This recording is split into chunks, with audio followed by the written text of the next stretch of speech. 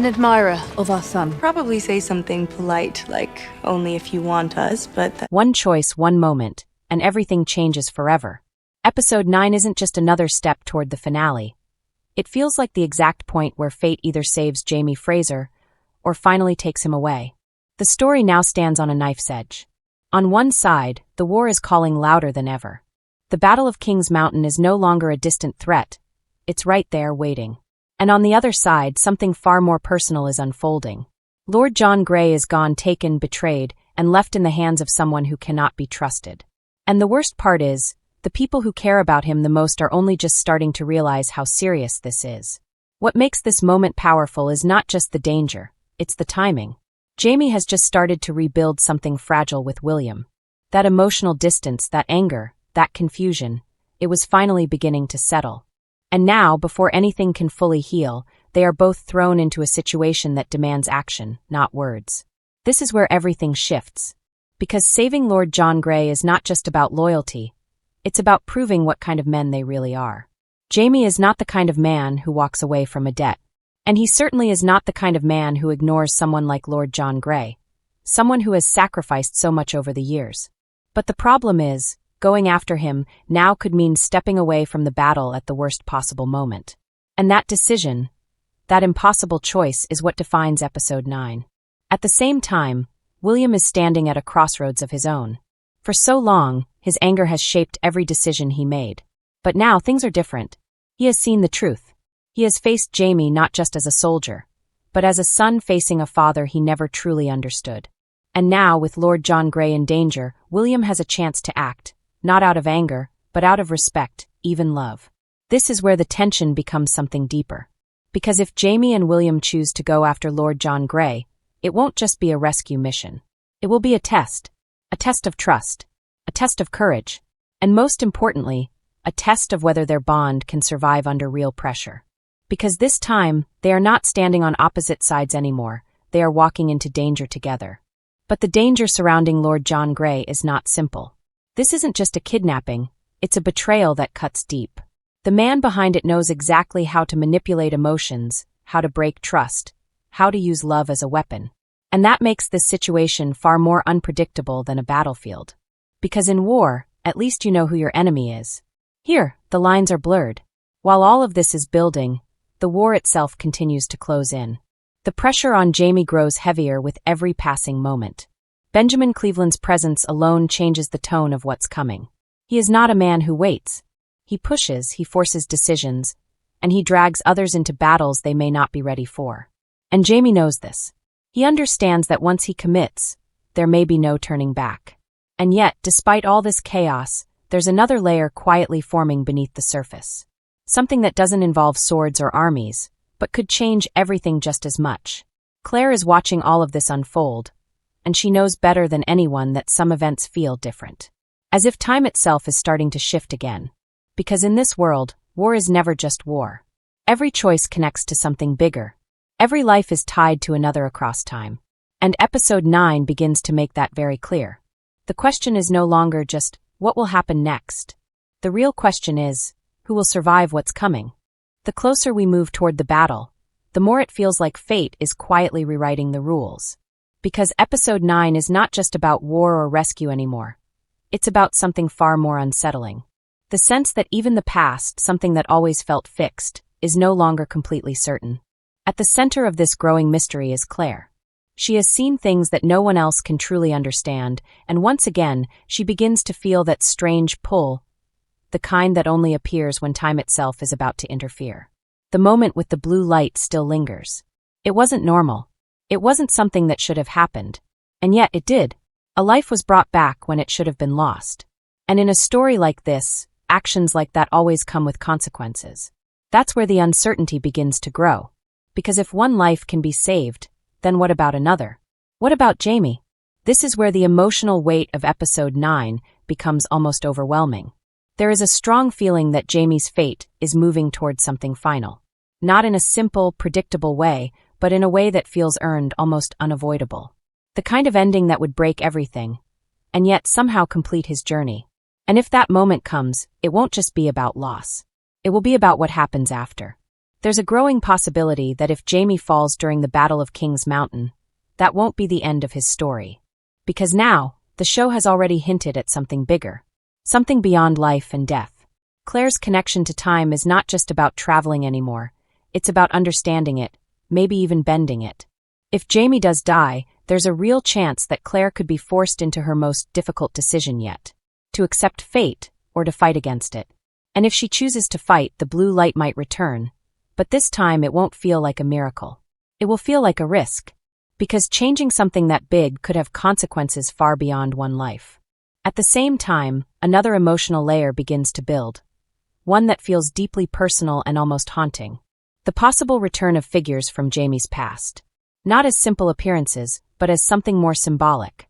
If Jamie reaches the edge between life and death, it makes sense that he would see the people who shaped him. The ones he loved, the ones he lost, the ones who defined his journey. These moments wouldn't just be emotional, they would feel like closure. A final reflection of everything Jamie has been through. And for the audience, it would hit hard. Because it's not just about remembering these characters, it's about understanding how much they meant to him. But even in the middle of all this, the story doesn't stop expanding. Because there's another thread quietly becoming more important, the connection to Outlander. Blood of my blood. Up until now, that connection has felt distant, almost separate. But episode 9 might begin to bring the two stories together in a way that changes everything. The mystery around Claire's parents, Henry and Julia, still remains unresolved. And time travel, as always, is unpredictable. If they attempt it without fully understanding how it works, they could end up anywhere, or anywhen. And that opens the door to something powerful. There's a real possibility that they could appear in Claire's timeline. Not in the past where they belong, but in her present. Imagine the emotional impact of that moment. Claire, who has spent so much of her life separated from them, suddenly facing the impossible, seeing them again. Not as memories, but as real people. That kind of reunion wouldn't just be shocking. It would reshape everything we know about her story. And then there's Fanny. What seemed like a small moment, the discovery of a gemstone, could turn into one of the biggest surprises of the episode. The buzzing she hears is not random. It's the same signal that has guided time travelers throughout the series. Which means one thing. Fanny is connected to this world in a way no one expected. But here's where things get dangerous. Time travel without guidance is unpredictable. And if Fanny tries to use that gemstone on her own, she could end up anywhere. Anytime. Any place. And not all of those possibilities are safe. This is where Claire's role becomes critical again. Because if she steps in, she could guide Fanny, protect her, maybe even help her reach the person she's looking for. But if she doesn't, the consequences could spiral far beyond control. And this is where all the threads begin to connect. The war, the rescue, Jamie's fate, Claire's power, the mystery of time travel, and the link to another story waiting to unfold. Episode 9 is not just building tension, it's building convergence. Everything is moving toward a single point where choices will matter more than ever. And once those choices are made, there's no going back. Everything is now moving toward one unavoidable moment.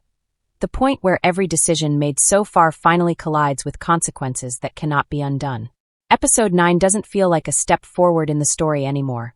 It feels like the moment where the story starts closing doors forever. The war is no longer just a background threat. It is becoming the force that pulls everyone into its path, whether they are ready or not. Jamie understands this better than anyone. He has lived long enough to know that battles are never just about winning or losing. They are about what gets sacrificed along the way. And this time, the cost feels heavier than ever before. Because while the Battle of King's Mountain grows closer, the real danger is not only on the battlefield. It is in the choices being made before the first shot is even fired. Jamie is being pushed into a position where every direction carries loss. If he joins the battle, he risks everything he is trying to protect. If he turns away, he abandons the people who depend on him. There is no clean answer. Only survival, or regret. And then there is William. His journey has changed in ways he never expected. The anger that once defined him is no longer enough to guide his decisions. Something deeper is forming, something closer to understanding. The connection between him and Jamie is no longer built on denial or resistance. It is becoming real in a way that neither of them fully knows how to handle yet. And in a moment like this, when lives are at stake, that bond becomes more important than ever. If they move together to save Lord John Grey, it won't just be an act of rescue. It will be a turning point in their relationship. Because saving someone in war is not just about strength, it is about trust. And trust, once tested under fire, either breaks completely or becomes unshakable. Lord John Grey's situation adds another layer of emotional weight to everything unfolding.